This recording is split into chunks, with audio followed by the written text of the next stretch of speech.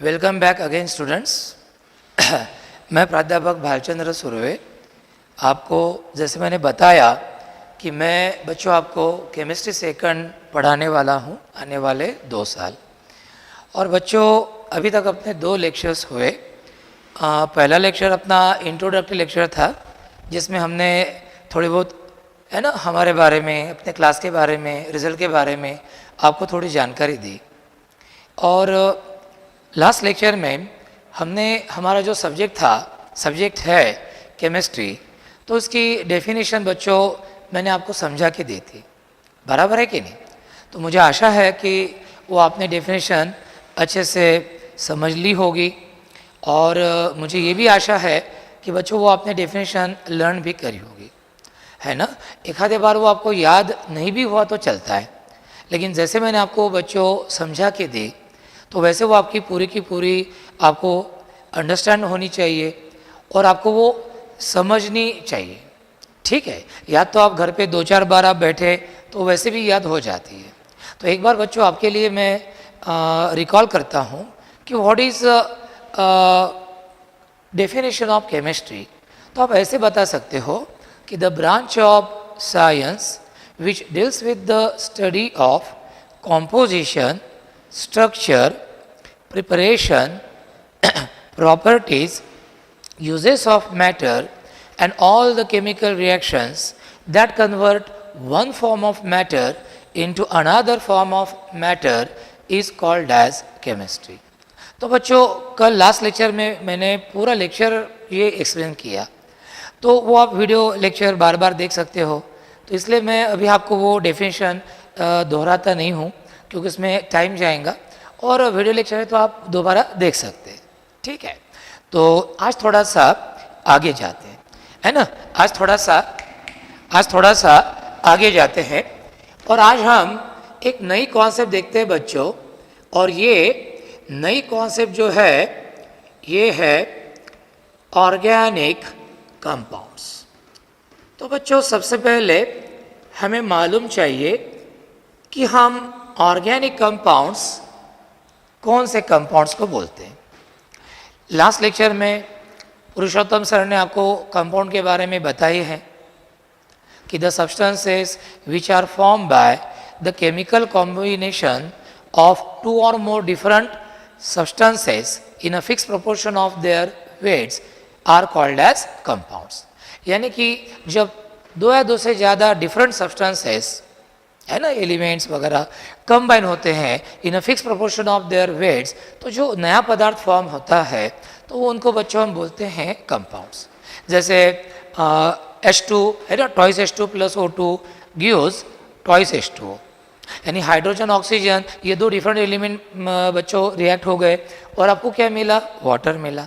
अब हाइड्रोजन और ऑक्सीजन ये 2 डिफरेंट एलिमेंट हो गए, है ना, और उनसे बना कौन, H2O, है ना, जिसमें डिफरेंट एलिमेंट्स के एटम कंबाइन स्टेट में है ना, 1:8 प्रोपोर्शन में है बाय देयर वेट, बराबर। तो इस तरह से कंपाउंड किसको बोलते हैं ये आपको मालूम है ना, कि the substances which are form by the chemical combination of 2 or more different elements in the fix proportion of their weights are called as compounds. अब बच्चों कंपाउंड्स में भी अलग अलग तरह के कंपाउंड्स होते हैं, तो उनमें से सबसे पहले हमें देखना है नंबर 1, और ये नंबर 1 है ऑर्गेनिक कंपाउंड्स। तो बच्चों स्वाभाविक है कि हमारे मन में एक सवाल आता है कि सर ऑर्गेनिक कंपाउंड हम कौन से कंपाउंड को बोलते हैं, या इन कंपाउंड्स को ऑर्गेनिक कंपाउंड क्यों बोलते हैं, ये ऑर्गेनिक शब्द कहाँ से आया, है ना। ये क्यूरियोसिटी मन में रहती है, क्योंकि बच्चों केमिस्ट्री में हर जो शब्द हम यूज़ करते हैं उस शब्द का कोई ना कोई ओरिजिन, कोई ना कोई सोर्स, कोई ना कोई मतलब रहता है ना। ऐसे नहीं कि भाई नाम पसंद आया दे दिया, ऐसा नहीं होता बच्चों। केमिस्ट्री में हर नाम का कुछ ना कुछ मीनिंग होता है, कुछ ना कुछ सोर्स से वो डिराइव किया जाता है। इसी तरह ऑर्गेनिक कंपाउंड्स में बच्चों ऑर्गेनिक ये शब्द डिराइव हुआ, तैयार हुआ ऑर्गेनिज्म से। कौन से शब्द से तैयार हुआ, ऑर्गेनिज्म से। बच्चों हम ऑर्गेनिजम्स किसको बोलते हैं, तो हम ऑर्गेनिजम्स बोलते हैं लिविंग थिंग्स को। सर लिविंग थिंग्स में कौन आता है? तो दैट इज प्लांट्स और एनिमल्स, दैट इज प्लांट्स और एनिमल्स। ये दो ही आते हैं, प्लांट्स और एनिमल्स, ये दो ही ऐसे है कि जिनकी बॉडी ग्रो करती है आफ्टर देयर बर्थ। बॉडी बढ़ते जाती है ना, पेड़ की भी ऊंचाई बढ़ते जाती हैं, ऊंचाई चौड़ाई। एनिमल्स भी, हम लोग भी है ना, जब हमारा जन्म हुआ तो छोटे थे, फिर धीरे धीरे हम बड़े होने लगे। तो जिसको ग्रोथ है, जो साइज में बढ़ता है, उसको हम क्या बोलते हैं? Living things. अब आप बोलेंगे ऑर्गेनिक कंपाउंड किसको बोलते हैं? तो क्या हुआ था, in the old days of chemistry, म्हणजे आपल्या मराठी भाषेमध्ये जुन्या काळी, in the old days of chemistry क्या होता था कि जो कंपाउंड्स हमें ऑर्गेनिज्म से मिलते थे बच्चों, यानी लिविंग थिंग्स से, यानी कि प्लांट और एनिमल से मिलते थे, जिनका ओरिजिन, जिनका सोर्स ऑर्गेनिजम्स होता था, प्लांट्स और एनिमल जिनका सोर्स होता था, जिनको हम प्लांट्स और एनिमल्स, लिविंग थिंग्स, ऑर्गेनिज्म से मिलाते थे, तो ऐसे कंपाउंड्स को हम बोलते थे organic compounds.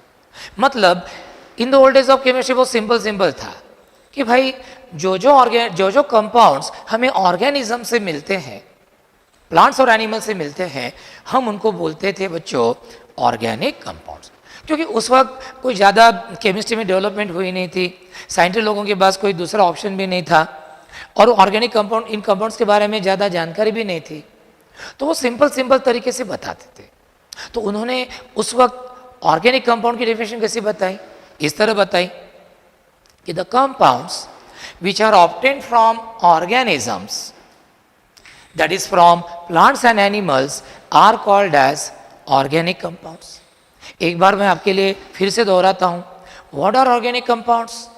The compounds which are obtained from organisms, that is from plants and animals, are called as organic compounds. यानी कि जो कंपाउंड साइंटिस्ट लोग ऑर्गेनिज्म से मिलाते थे, प्लांट्स और एनिमल्स से मिलाते थे, उनको वो बोलते थे ऑर्गेनिक कंपाउंड्स, क्योंकि भाई ऑर्गेनिज्म से मिला है इसलिए ऑर्गेनिक कंपाउंड। ठीक है, तो ये ओल्ड डेफिनेशन हो गई कि the compounds which are obtained from organisms, that is from plants and animals, are called as organic compounds. लेकिन धीरे धीरे केमिस्ट्री में डेवलपमेंट्स होने लगी।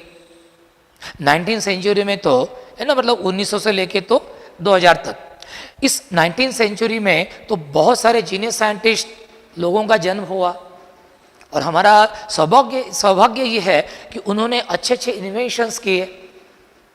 उनमें से कुछ साइंटिस्ट थे, वो ऑर्गेनिक कंपाउंड के कंपोजिशन के बारे में स्टडी करने लगे कि ये जो ऑर्गेनिक कंपाउंड्स हम जिनको बोलते हैं, ये कौन से एलिमेंट से बनते हैं। तो इनका स्टडी करने लगे, कॉम्पोजिशन मालूम करने लगे, मतलब आपको अभी मालूम है कि उनका केमिकल फॉर्मूला उन्होंने मालूम करने लगे। और बच्चों आश्चर्य की बात ये थी कि जितने भी उस वक्त ऑर्गेनिक कंपाउंड्स थे, जिनको हम ऑर्गेनिक कंपाउंड्स बोलते थे बच्चों, जो हम प्लांट्स और एनिमल से मिलाते थे, ऑर्गेनिज्म से मिलाते थे, जिनको हम ऑर्गेनिक कंपाउंड्स बोलते थे, आश्चर्य की बात थी कि उन सब ऑर्गेनिक कंपाउंड्स में हमें एक एलिमेंट कॉमन दिखाई दे रहा था, कंपल्सरीली दिखाई देता था, और वो था कार्बन। ऐसा कोई ऑर्गेनिक कंपाउंड हमें दिखा नहीं कि जिसमें कार्बन नहीं। सब ऑर्गेनिक कंपाउंड में कार्बन रहता था, कार्बन के साथ हाइड्रोजन भी बहुत बार रहता था। तो साइंटिस्ट लोगों को एक नई बात मालूम पड़ी कि जिनको हम ऑर्गेनिक कंपाउंड बोलते हैं, उनमें तो कार्बन ये इसेंशियल एलिमेंट है, ये रहता ही है, और कार्बन के साथ बहुत बार क्या रहता है, हाइड्रोजन भी रहता है। अब उनको नई बात मालूम पड़ी कि अरे ऑर्गेनिक कंपाउंड में कार्बन होते हैं, इसलिए फिर उन्होंने ऑर्गेनिक कंपाउंड्स की बच्चों एक नई डेफिनेशन बताई। क्या नई डेफिनेशन बताई, मैं यहाँ पे लिखता हूँ। अब उन्होंने ऐसी डेफिनेशन बताई कि the carbon containing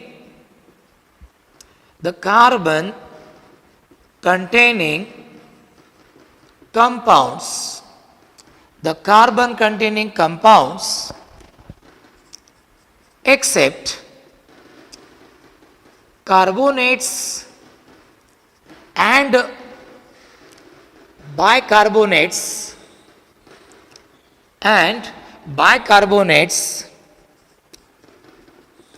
are called as organic compounds. बच्चों, जैसे साइंटिस्ट लोगों को ये मालूम पड़ा कि ऑर्गेनिक कंपाउंड्स में कार्बन एटम कंपल्सरीली रहता है, तो उन्होंने सोचा अब क्यों वो ओल्ड डेफिनेशन बताते रहे, है ना, नई डेफिनेशन बताते हैं, मॉडर्न डेफिनेशन बताते हैं, मोर करेक्ट डेफिनेशन बताते हैं, और इसलिए उन्होंने ऑर्गेनिक कंपाउंड की डेफिनेशन हमें बताई। अब ये नई डेफिनेशन क्या है बच्चों, ध्यान से सुनना। आप एक बार या दो बार सुनते हैं ना, आपको याद ही हो जाती है। अपना केमिस्ट्री आसान है, बस ध्यान से सुनना पड़ता है बच्चों, है ना, मन लगा के पढ़ना पड़ता है, तो बहुत आसान लगता है, बहुत स्कोरिंग सब्जेक्ट है अपना। तो क्या है definition? The carbon containing compounds except carbonates and bicarbonates are called as organic compounds. यानी कि कार्बोनेट्स और बाइकार्बोनेट्स ये कंपाउंड छोड़ के बाकी जितने भी कार्बन कंटेनिंग कंपाउंड्स है उनको हम क्या बोलते हैं रे? Organic compounds. क्या बोलते हैं हम उनको? Organic compounds. जितने भी कार्बन कंटेनिंग कंपाउंड्स है एक्सेप्ट कार्बोनेट्स एंड बाइकार्बोनेट्स, हम उनको बोलते हैं ऑर्गेनिक कंपाउंड्स। अब आपके मन में सवाल आया होगा, सर ये CH4 ऑर्गेनिक कंपाउंड है क्या? अरे बाप रे, बिल्कुल है, कार्बन है। C2H6 सर इथेन है ना, बिल्कुल है, ये मीथेन है, ये इथेन है बेटा। फिर और लेता है, और लेते हैं, ये ले लो, ये इथिलीन नाम का कंपाउंड है, CH2 डबल बॉन्ड CH2। ऐसे बहुत बहुत सारे कंपाउंड्स है कि जिनमें कार्बन होता है और हम उनको क्या बोलते हैं? Organic compounds. कार्बोनेट्स और बाइकार्बोनेट्स को हमने क्यों छोड़ दिया? अब जैसे ये लीजिए CaCO3 कैल्शियम कार्बोनेट, जो ताजमहल है ना उसमें भी ये कैल्शियम कार्बोनेट है। अब सर इसमें भी कार्बन है, फिर इसको हम क्यों नहीं समझते organic compound? MgCO3 magnesium carbonate, इसमें भी कार्बन है। फिर ये Na2CO3 ये है सोडियम कार्बोनेट बच्चों, वॉशिंग सोडा भी बोलते इसको। क्या बोलते इसको? वॉशिंग सोडा बोलते। फिर ये NaCO3 है, ये सोडियम बाइकार्बोनेट है बच्चों, ये इसको डेली लाइफ में क्या बोलते हैं? Baking soda. क्या बोलते हैं इसको? Baking soda. अब ये कार्बन्स और बाइकार्बोनेट्स, इनमें कार्बन है, फिर भी हम इनको ऑर्गेनिक कंपाउंड क्यों नहीं समझते? तो पहली बात, ओवरऑल इनमें कार्बन का परसेंटेज कंट्रीब्यूशन बहुत कम है ना, ओवरऑल इनमें कार्बन का जो परसेंटेज है वो बहुत कम है। दूसरी बात, भले इनमें कार्बन है बच्चों, लेकिन इनकी जो प्रॉपर्टीज है वो ऑर्गेनिक कंपाउंड जैसी बिल्कुल नहीं है। कार्बन है लेकिन ऑर्गेनिक कंपाउंड जैसी प्रॉपर्टीज बिल्कुल नहीं है। इनकी सब प्रॉपर्टीज इनऑर्गेनिक कंपाउंड जैसी है। जिनमें कार्बन नहीं रहता उनको इनऑर्गेनिक कंपाउंड बोलते हैं। इनमें कार्बन होने के बावजूद भी इनकी प्रॉपर्टीज किसके जैसी है? इनऑर्गेनिक कंपाउंड जैसी है। कार्बन का परसेंटेज भी बहुत इनमें कम है। तो कार्बन का परसेंटेज बहुत कम है और इनकी प्रॉपर्टीज पूरी की पूरी इनऑर्गेनिक कंपाउंड जैसी है। ऑर्गेनिक कंपाउंड जैसा इनमें कुछ है ही नहीं। इसलिए साइंटिस्ट लोगों ने सोचा कि भले इसमें कार्बन है लेकिन ऑर्गेनिक कंपाउंड जैसा कुछ भी है इनमें नहीं है, ना प्रॉपर्टीज ना कुछ। इनका सब कुछ इनऑर्गेनिक कंपाउंड जैसा है। तो उनको लगा कि इनको ज्यादा अच्छा होगा कि हम इनको क्या समझे? इनऑर्गेनिक कंपाउंड समझे। क्या समझे हम इनको? इनऑर्गेनिक कंपाउंड समझे। इसीलिए ये कार्बोनेट्स और बाइकार्बोनेट छोड़ के जितने भी कार्बन कंटेनिंग कंपाउंड्स है उनको हम बच्चों क्या बोलते हैं? उनको हम बोलते हैं ऑर्गेनिक कंपाउंड्स। तो बच्चों अब आपकी डेफिनेशन याद हो गई। क्या डेफिनेशन? आप मेरे साथ भी बोल सकते हैं मनी मन। क्या डेफिनेशन? कि the carbon containing compounds except carbonates and bicarbonates are called as organic compounds. है ना, लर्न हो गई डेफिनेशन। लगे तो दोबारा आपने सुनना, अपना वीडियो लेक्चर है तो आप पीछे जाके और एक बार सुन सकते हैं। Lastly, what are organic compounds? The carbon containing compounds except carbonates and bicarbonates are called as organic compounds. चलो, तो ऑर्गेनिक कंपाउंड्स के बारे में अपना हो गया। अब हम बच्चों थोड़ा सा आगे जाते हैं। अब आगे हम देखते हैं थोड़ा सा ऑर्गेनिक केमिस्ट्री के बारे में। ऑर्गेनिक केमिस्ट्री,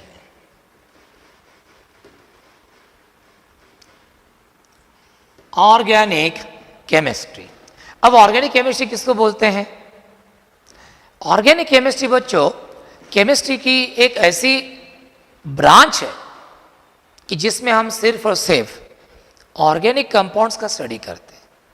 मतलब सिर्फ और सिर्फ carbon containing compounds, organic compounds का स्टडी हम करते हैं। तो जितने भी हमारे धरती पर कार्बन कंटेनिंग कंपाउंड्स हैं जिनको हम ऑर्गेनिक कंपाउंड बोलते हैं, उन सभी ऑर्गेनिक कंपाउंड्स का स्टडी करने का काम केमिस्ट्री के खास ब्रांच में किया जाता है जिसका नाम है ऑर्गेनिक केमिस्ट्री। जिसका नाम क्या है? Organic chemistry. तो how will you define organic chemistry then? इस तरह आप डिफाइन कर सकते हैं। कैसे? इस तरह, the branch of chemistry, the branch of chemistry which deals with the study of organic compounds, that is carbon containing compounds, that is carbon containing compounds is called as organic chemistry, is called as organic chemistry. कितनी आसान definition है बच्चों, देखो एक बार क्या definition पढ़ो तो आप मेरे साथ। The branch of chemistry which deals with the study of organic compounds, that is carbon containing compounds, is called as organic chemistry. यानी बच्चों केमिस्ट्री में टोटल 5 ब्रांचेस है। उसमें से पहली ब्रांच है ऑर्गेनिक केमिस्ट्री, और इसमें सिर्फ और सिर्फ ऑर्गेनिक कंपाउंड्स का यानी कार्बन कंटेनिंग कंपाउंड्स का स्टडी किया जाता है। और यही ऑर्गेनिक केमिस्ट्री मैं आपको पढ़ाने वाला हूँ 2 साल। बहुत मज़ा आने वाली है ऑर्गेनिक केमिस्ट्री पढ़ते वक्त। अलग अलग ऑर्गेनिक कंपाउंड्स है, उनके बारे में स्टडी करना, उनके मेथड्स ऑफ प्रिपरेशन, उनके स्ट्रक्चर, उनके फिजिकल केमिकल प्रॉपर्टीज़, उनके यूजेस, जिन रिएक्शन में वो हिस्सा लेते हैं, वो रिएक्शन जिनमें वो फॉर्म होते हैं, वो रिएक्शन, इन सब का स्टडी हमें करना है। बहुत मज़ा आती है, अलग अलग कंपाउंड्स के बारे में जानकारी मिलती है, बहुत नॉलेज इसमें बढ़ता है। तो हो गया बच्चों आपकी डेफिनेशन याद? क्या हुई डेफिनेशन फिर ऑर्गेनिक केमिस्ट्री की? The branch of chemistry which deals with the study of organic compounds, that is carbon containing compounds, is called as organic chemistry। यानी आपको ऑर्गेनिक कंपाउंड का भी मतलब समझ में आ गया, आपको ऑर्गेनिक केमिस्ट्री का भी मतलब समझ में आ गया। चलो अब एक छोटी सी और कॉन्सेप्ट लेते हैं, और वो कॉन्सेप्ट है इनऑर्गेनिक कंपाउंड्स। इनऑर्गेनिक कंपाउंड्स किसको बोलते हैं? बहुत आसान है। जिनमें कार्बन है वो ऑर्गेनिक कंपाउंड है, तो जिनमें कार्बन नहीं है वो इनऑर्गेनिक कंपाउंड है। तो बच्चों इनऑर्गेनिक कंपाउंड्स की डेफिनेशन क्या होगी? तो इस तरह होगी, the compounds which do not contain carbon, the compounds which do not contain carbon are called as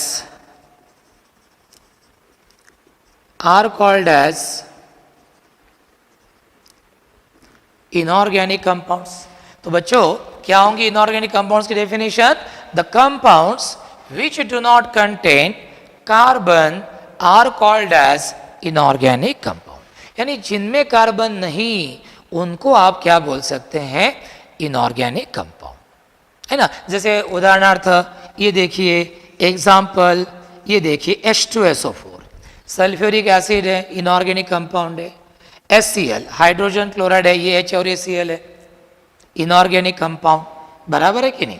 ऐसे बहुत सारे SO2 है, सल्फर डाइऑक्साइड गैस, अमोनिया है, बराबर, अमोनिया है। ऐसे बहुत सारे कंपाउंड्स आप लिख सकते हो जिनमें कार्बन बिल्कुल नहीं होता। हाँ, इनके साथ साथ आपको क्या लेने पड़ेंगे, कार्बोनेट्स और बायकार्बोनेट्स। क्या लेने पड़ेंगे आपको, कार्बोनेट्स और बायकार्बोनेट्स, क्योंकि उनमें कार्बन है लेकिन प्रॉपर्टीज किसके जैसी हैं, टोटली इनऑर्गेनिक कंपाउंड जैसी। कार्बन का ओवरऑल कंट्रीब्यूशन परसेंटेज उनमें बहुत ही कम है, तो इसलिए वो भी इसमें आएंगे, कार्बोनेट्स और बायकार्बोनेट्स। तो ये हमारा बच्चों हो गया इसके बारे में। अब एक आखिरी में डेफिनेशन ले लेता हूं मैं इनऑर्गेनिक केमिस्ट्री की, और फिर अपन ये खत्म कर डालेंगे। तो इनऑर्गेनिक केमिस्ट्री किसको बोलेंगे, कितना आसान है। यदि ऑर्गेनिक कंपाउंड्स में, ऑर्गेनिक केमिस्ट्री में ऑर्गेनिक कंपाउंड का स्टडी होता है, तो इनऑर्गेनिक केमिस्ट्री में कौन से कंपाउंड का स्टडी होगा, इनऑर्गेनिक कंपाउंड्स का। तो कैसे हम डिफाइन करेंगे इनऑर्गेनिक केमिस्ट्री की, the branch of chemistry which deals with the study of inorganic compounds, which deals with the study of inorganic compounds is called as inorganic chemistry. इस तरह ये हो गया, the branch of chemistry which deals with the study of inorganic compounds, that is compounds which do not contain carbon, is called as inorganic chemistry. तो इस तरह बच्चों आज हमारी केमिस्ट्री की 2 ब्रांचेस हो गई, अब और 3 रह गई, वो भी मैं तीनों को अच्छे से डिफाइन करूंगा और हर डेफिनेशन को समझा के दूंगा। ऐसा नहीं कि भाई डेफिनेशन बताई रट ली, ऐसा नहीं। और डेफिनेशन हमें पढ़ानी है, समझ लेनी है, अंडरस्टैंड करनी है। तो आज इतना ही, बाकी हम अगले लेक्चर में देखेंगे।